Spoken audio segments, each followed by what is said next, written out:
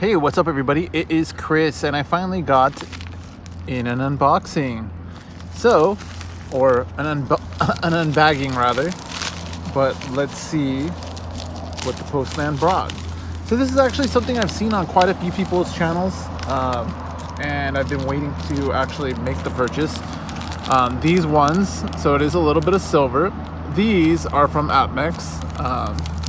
Why? Because APMEX typically has things in stock when they're hard to get elsewhere. But as we all know, you pay a little bit of a premium for that privilege. So without further ado, let's take a look at what we got. I'll give you a hint right off the bat. It's not a 1 ounce. So let's take a look. It's not a 1 ounce, so you can see that it's pretty chunky right off the bat. What could it be? Let me give you a hint. It's got the Queen on the back. Looks like a relatively new iteration of the Queen, right? So it's got to be something new. Okay, so we know it's something new. Something made by the Royal Canadian Mint or the Royal Mint. And that it's chunky. So let's take a look. What is it? It is the Completer coin. So I ended up purchasing 3 of these bad boys. Gorgeous, gorgeous coin. Actually, I can't wait to actually make the purchase on a gold version of this bad boy. Nice and thick, good weight to it. Nice way to complete the series with all the different iterations on there. As you can see, it's got so many different intricate details on there, and I think they really did a really good job with this coin. Reminds me a little bit of the Libertad with all the little symbols on it, but this one obviously is much more detailed, and the finish is much more brilliant on this versus like a Libertad. I really like it, and it's something that I wanted to have in my stack. Of course, it's more of like a collector piece than a bullion round, but definitely something that I wanted to have a couple of. I really think actually I kind of want to hold 2 of these bad boys because they just look really nice, and especially the 2 ounce weight on them makes it nice to be able to stack those. So rude surprise today for those of you that were in the 500 sub GA. The mail actually stayed in my box. It never actually went out. So I'm actually going to send those out on Monday, first class mail, so it'll get to you quicker.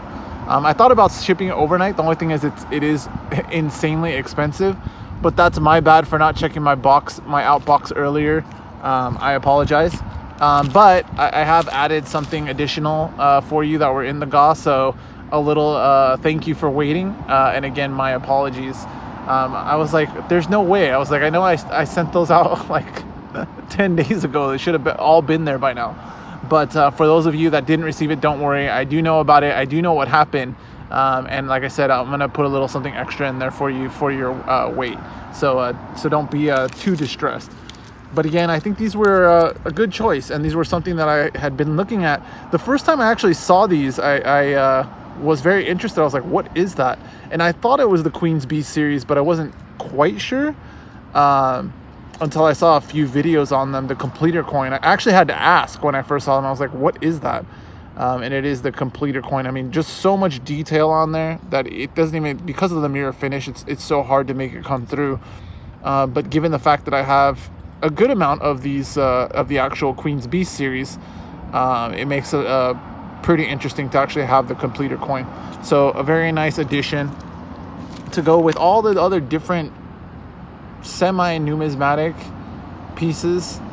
You know, it's hard to really say why you would pay a little bit more for these like 1 ounce pieces. But the series that they make are so nice. Like the Royal Canadian Mint, for example, makes so many nice coins that it's just, even versus like something like the Panda. Like take a look at these guys. Honestly, like the Pandas are nice, but and again, this is actually the holder that has the issues with it, not the actual coin. But the Pandas are cool, But even something like this that's very simple, like the Mountain Lion from the Royal Canadian Mint, these are just nice looking coins, like quality all around. And again, when you figure with the reverse proofs, when you take a look at the reverse proofs from the Royal Canadian Mint, they're one of my favorites. I mean, even when you put them up against like the reverse proofs from the US Mint, I mean, I do like that the Eagle has both sides are reverse proof, whereas, I mean, the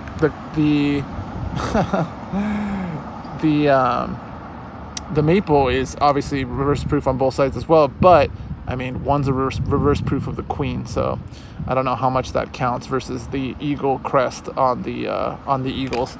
So again, just one more addition to my stack, something that I really like. I thought about getting it in the gold iteration. I mean, if I can get like the luster of like the gold Maple, but with a completer coin, sign me up. Put me in, coach. I'm ready to go. The only thing is, especially with premiums coming down and spot falling, it's attractive. It's just always hard to pull the trigger on like a nicer bullion coin, because even like this Maple, like these guys are like pretty good looking by themselves. So to pay a little bit extra for, you know, a little bit more detail, I don't know. But every time I look at it, it becomes more and more of an attractive option. So I may end up opting for the completer coin in gold at some point. And again, even the Krugerrand has kind of grown on me, considering that it's 40 years old, and still looks pretty decent. I like it. So we'll see what my next addition to the stack is. But yeah, it's always nice to have a unboxing of a few different, you know, APMEX items, especially when they're the nicer ones like the completer coin. That's it for today. I will see you guys soon. Take care.